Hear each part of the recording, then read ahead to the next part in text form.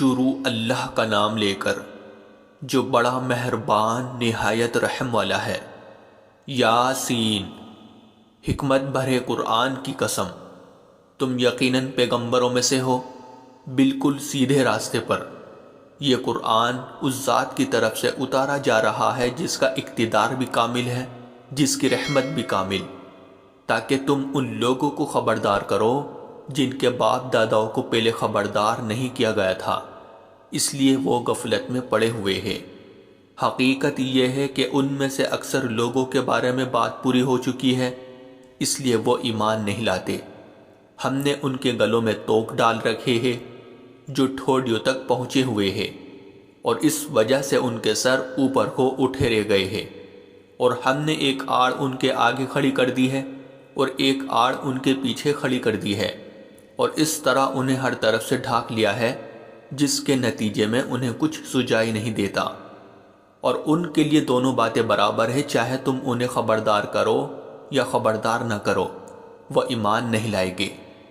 تم تو صرف ایسے شخص کو خبردار کر سکتے ہو جو نصیحت پر چلے اور خدا رحمان کو دیکھے بغیر اس سے ڈرے۔ چنانچہ ایسے شخص کو تم مغفرت اور باعزت اجر کی خوشخبری سنا دو۔ یقیناً ہم ہی مردوں کو زندہ کریں گے، اور جو کچھ عمل انہوں نے آگے بھیجے ہیں ہم ان کو بھی لکھتے جاتے ہیں، اور ان کے کاموں کے جو اثرات ہیں ان کو بھی، اور ہم نے ایک واضح کتاب میں ہر چیز کا پورا احاطہ کر رکھا ہے۔ اور اے پیغمبر، تم ان کے سامنے ایک بستی والوں کی مثال پیش کرو جب ان کے پاس رسول آئے تھے۔ جب ہم نے ان کے پاس شروع میں 2 رسول بھیجے تو انہوں نے دونوں کو جھٹلا دیا، پھر ہم نے ایک تیسرے کے ذریعے ان کی تائید کی، اور ان سب نے کہا کہ یقیناً جانو ہمیں تمہارے پاس رسول بنا کر بھیجا گیا ہے۔ انہوں نے کہا تمہاری حقیقت اس کے سوا کچھ بھی نہیں ہے کہ تم ہم جیسے ہی آدمی ہو، اور خدا رحمان نے کوئی چیز نازل نہیں کی ہے، اور تم سراسر جھوٹ بول رہے ہو۔ ان رسولوں نے کہا ہمارا پروردگار خوب جانتا ہے کہ ہمیں واقعی تمہارے پاس رسول بنا کر بھیجا گیا ہے، اور ہماری ذمہ داری اس سے زیادہ نہیں ہے کہ صاف صاف پیغام پہنچا دے۔ بستی والوں نے کہا ہم نے تو تمہارے اندر نحوست محسوس کی ہے، یقین جانو اگر تم باز نہ آئے تو ہم تم پر پتھر برسائیں گے، اور ہمارے ہاتھوں تمہیں بڑی دردناک سزا ملے گی۔ رسولوں نے کہا تمہاری نحوست خود تمہارے ساتھ لگی ہوئی ہے، کیا یہ باتیں اس لیے کر رہے ہو کہ تمہیں نصیحت کی بات پہنچائی گئی ہے؟ اصل بات یہ ہے کہ تم خود حد سے گزرے ہوئے لوگ ہو۔ اور شہر کے پرلے علاقے سے ایک شخص دوڑتا ہوا آیا، اس نے کہا اے میری قوم کے لوگوں، ان رسولوں کا کہنا مان لو، ان لوگوں کا کہنا مان لو جو تم سے کوئی اجرت نہیں مانگ رہے، اور وہ صحیح راستے پر ہے۔ اور بھلا میں اس ذات کی عبادت کیوں نہ کروں جس نے مجھے پیدا کیا ہے، اور اسی کی طرف تم سب کو واپس۔ بھلا کیا اسے چھوڑ کر میں ایسوں کو معبود مانوں کہ اگر خدا رحمان مجھے کوئی نقصان پہنچانے کا ارادہ کر لے تو ان کے سفارش میرے کسی کام نہ آئے، اور نہ وہ مجھے چھڑا سکے۔ اگر میں ایسا کروں گا تو یقیناً میں کھلی گمراہی میں مبتلا ہو جاؤں گا۔ میں تو تمہارے پروردگار پر ایمان لا چکا، اب تم بھی میری بات سن لو۔ آخر کار بستی والوں نے اس کو قتل کر دیا، اور اللہ کی طرف سے اس سے کہا گیا کہ جنت میں داخل ہو جاؤ۔ اس نے جنت کی نعمتیں دیکھ کر کہا کہ کاش میری قوم کو معلوم ہو جائے کہ اللہ نے کس طرح میری بخشش کی ہے اور مجھے باعزت لوگوں میں شامل کیا ہے۔ اور اس شخص کے بعد ہم نے اس کی قوم پر آسمان سے کوئی لشکر نہیں اتارا، اور نہ ہمیں اتارنے کی ضرورت تھی۔ وہ تو بس ایک ہی چنگھاڑ تھی جس سے وہ ایک دم بجھ کر رہ گئے۔ افسوس ہے ایسے بندوں کے حال پر، ان کے پاس کوئی رسول ایسا نہیں آیا جس کا وہ مذاق نہ اڑاتے رہے ہو۔ کیا انہوں نے نہیں دیکھا کہ ان سے پہلے ہم کتنی قوموں کو اس طرح ہلاک کر چکے ہیں کہ وہ ان کے پاس لوٹ کر نہیں آتے؟ اور یہ جتنے لوگ ہیں ان سبھی کو اکٹھا کر کے ہمارے سامنے حاضر کیا جائے گا، اور ان کے لیے ایک نشانی وہ زمین ہے جو مردہ پڑی ہوئی تھی، ہم نے اسے زندگی عطا کی، اور اس نے غلہ نکالا جس کی خوراک یہ کھاتے ہیں۔ اور ہم نے اس زمین میں کھجوروں اور انگوروں کے باغ پیدا کیے، اور ایسا انتظام کیا کہ اس میں سے پانی کے چشمے پھوٹ نکلے تاکہ یہ اس کی پیداوار میں سے کھائے، حالانکہ اس کو ان کے ہاتھوں نے نہیں بنایا تھا، کیا پھر بھی یہ شکر نہیں کرے گے؟ پاک ہے وہ ذات جس نے ہر چیز کے جوڑے جوڑے پیدا کیے ہیں، اس پیداوار کے بھی جو زمین اگاتی ہے اور خود انسانوں کے بھی، اور ان چیزوں کے بھی جنہیں یہ لوگ ابھی جانتے تک نہیں ہیں، اور ان کے لیے ایک اور نشانی رات ہے، ہم اس پر سے دن کا چھلکا اتار لیتے ہیں تو وہ یکایک اندھیرے میں رہ جاتے ہیں، اور سورج اپنے ٹھکانے کی طرف چلا جا رہا ہے۔ یہ سب اس ذات کا مقرر کیا ہوا نظام ہے جس کا اقتدار بھی کامل ہے، جس کا علم بھی کامل، اور چاند ہے کہ ہم نے اس کی منزل ناپ تول کر مقرر کر دی ہے، یہاں تک کہ وہ جب ان منزلوں کے دورے سے لوٹ کر آتا ہے تو کھجور کی پرانی ٹہنی کی طرح پتلا ہو کر رہ جاتا ہے۔ نہ تو سورج کی یہ مجال ہے کہ وہ چاند کو جا پکڑے، اور نہ رات دن سے آگے نکل سکتی ہے، اور یہ سب اپنے اپنے مدار میں تیر رہے ہیں۔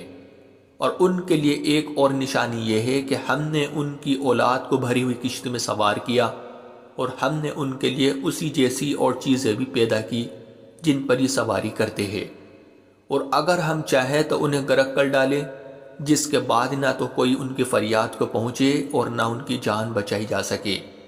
لیکن یہ سب ہماری طرف سے ایک رحمت ہے اور ایک معین وقت تک زندگی کا مزہ اٹھانے کا موقع ہے جو انہیں دیا جا رہا ہے۔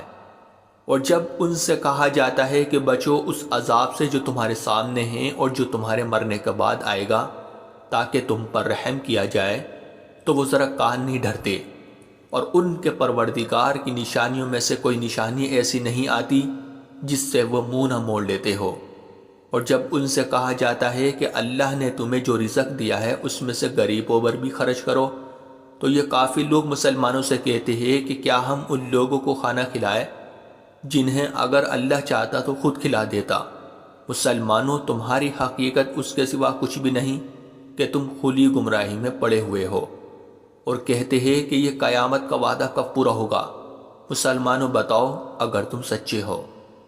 دراصل یہ لوگ بس ایک چنگھاڑ کا انتظار کر رہے ہیں جو ان کی اجت بازی کے عین درمیان انہیں آ پکڑے گی، پھر نہ یہ کوئی وصیت کر سکے گی اور نہ اپنے گھر والوں کے پاس لوٹ کر جا سکے گی، اور سور پھونکا جائے گا تو یکایک یہ اپنی قبروں سے نکل کر اپنے پروردگار کی طرف تیزی سے روانہ ہو جائے گے۔ کہے گے کہ ہے ہماری کمبختی، ہمیں کس نے ہمارے مرکز سے اٹھا کھڑا کیا ہے؟ جواب ملے گا کہ یہ وہی چیز ہے جس کا خدا رحمان نے وعدہ کیا تھا اور پیغمبروں نے سچی بات کہی تھی، اور کچھ نہیں، بس ایک زور کی آواز ہوگی جس کے بعد یہ سب کے سب ہمارے سامنے حاضر کر دیے جائیں گے۔ چنانچہ اس دن کسی شخص پر کوئی ظلم نہیں ہوگا، اور تمہیں کسی اور چیز کا نہیں بلکہ انہی کاموں کا بدلہ ملے گا جو تم کیا کرتے تھے۔ جنت والے لوگ اس دن یقیناً اپنے مشغلے میں مگن ہوگے، اور وہ ان کی بیویاں گھنے سایوں میں آرام دانشتوں پر ٹیک لگائے ہوئے ہوگے۔ وہاں ان کے لیے میوے ہوگے اور انہیں ہر وہ چیز ملے گی جو وہ منگوائے گے۔ رحمت والے پروردگار کی طرف سے انہیں سلام کہا جائے گا، اور کافروں سے کہا جائے گا کہ اے مجرموں، آج تم مومنوں سے الگ ہو جاؤ۔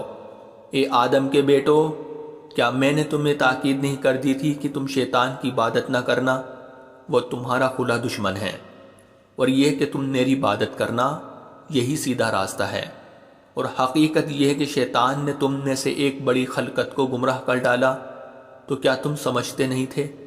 یہ ہے وہ جہنم جس سے تمہیں ڈرایا جاتا تھا، آج اس میں داخل ہو جاؤ کیونکہ تم کفر کیا کرتے تھے۔ آج کے دن ہم ان کے منہ پر مہر لگا دیں گے، اور ان کے ہاتھ ہم سے بات کریں گے، اور ان کے پاؤں گواہی دیں گے کہ وہ کیا کمائی کیا کرتے تھے۔ اور اگر ہم چاہیں تو یہیں دنیا میں ان کی آنکھیں مل یا میٹ کر دے، پھر یہ راستے کی تلاش میں بھاگے پھرے، لیکن انہیں کہاں کچھ سجائی دے گا۔ اور اگر ہم چاہیں تو ان کی اپنی جگہ پر بیٹھے بیٹھے ان کی صورتیں اس طرح مسخ کر دے کہ یہ نہ آگے بڑھ سکے۔ اور ہم جس شخص کو لمبی عمر دیتے ہیں اسے تخلیقی اعتبار سے الٹ ہی دیتے ہیں، کیا پھر بھی انہیں عقل نہیں آتی؟ اور ہم نے اپنے ان پیغمبروں کو نہ شاعری سکھائی ہے اور نہ وہ ان کے شایان شان ہیں۔ یہ تو بس ایک نصیحت کی بات ہے، اور ایسا قرآن جو حقیقت کو کھول کھول کر بیان کرتا ہے تاکہ ہر اس شخص کو خبردار کرے جو زندہ ہو، اور تاکہ کفر کرنے والوں پر حجت پوری ہو جائے۔ اور کیا انہوں نے یہ نہیں دیکھا کہ ہم نے اپنے ہاتھوں کی بنائی ہوئی چیزوں میں سے ان کے لیے موشی پیدا کیے اور یہ ان کے مالک بنے ہوئے ہیں، اور ہم نے ان موشیوں کو ان کے قابو میں دے دیا ہے، چنانچہ ان میں سے کچھ وہ ہیں جو ان کی سواری بنے ہوئے ہیں اور کچھ وہ ہیں جنہیں یہ کھاتے ہیں۔ نیز ان کو ان موشیوں سے اور بھی فائدہ حاصل ہوتے ہیں اور پینے کی چیزیں ملتی ہیں، کیا پھر بھی یہ شکر نہیں بجا لائے گے؟ اور انہوں نے اللہ کو چھوڑ کر اس امید پر دوسرے خدا بنا رکھے ہیں کہ انہیں ان سے مدد ملے، حالانکہ ان میں یہ طاقت ہی نہیں ہے کہ ان کی مدد کر سکے، بلکہ وہ ان کے لیے ایک ایسا مخالف لشکر بنے گے جسے قیامت میں ان کے سامنے حاضر کر لیا جائے گا۔ غرض اے پیغمبر ان کی باتیں تمہیں رنجیدہ نہ کرے، یقین جانو ہمیں سب معلوم ہے کہ کیا کچھ چھپاتے اور کیا کچھ ظاہر کرتے ہیں۔ اور کیا انسان نے یہ نہیں دیکھا کہ ہم نے اسے نطفے سے پیدا کیا تھا، پھر اچانک وہ خلم کھلا جھگڑا کرنے والا بن ہمارے بارے میں تو وہ باتیں بناتا ہے اور خود اپنی پیدائش کو بھلا بیٹھا ہے، کہتا ہے کہ ان ہڈیوں کو کون زندگی دے گا جبکہ وہ گل چکی ہوگی۔ کہہ دو کہ ان کو وہی زندگی دے گا جس نے انہیں پہلی بار پیدا کیا تھا، اور وہ پیدا کرنے کا ہر کام جانتا ہے۔ وہی ہے جس نے تمہارے لیے سرسبز درخت سے آگ پیدا کر دی ہے، پھر تم ذرا سی دیر میں اس سے سلگانے کا کام لیتے ہو۔ بھلا جس ذات نے آسمانوں اور زمین کو پیدا کیا ہے، کیا وہ اس بات پر قادر نہیں ہے کہ ان جیسوں کو دوبارہ پیدا کر سکے؟ کیوں نہیں، جبکہ وہ سب کچھ پیدا کرنے کی پوری مہارت رکھتا ہے۔ اس کا معاملہ تو یہ ہے کہ جب وہ کسی چیز کا ارادہ کر لے تو صرف اتنا کہتا ہے کہ ہو جا، بس وہ ہو جاتی ہے۔ غرض پاک ہے وہ ذات جس کے ہاتھ میں ہر چیز کی حکومت ہے، اور اسی کی طرف تم سب کو آخر کار لے جایا جائے گا۔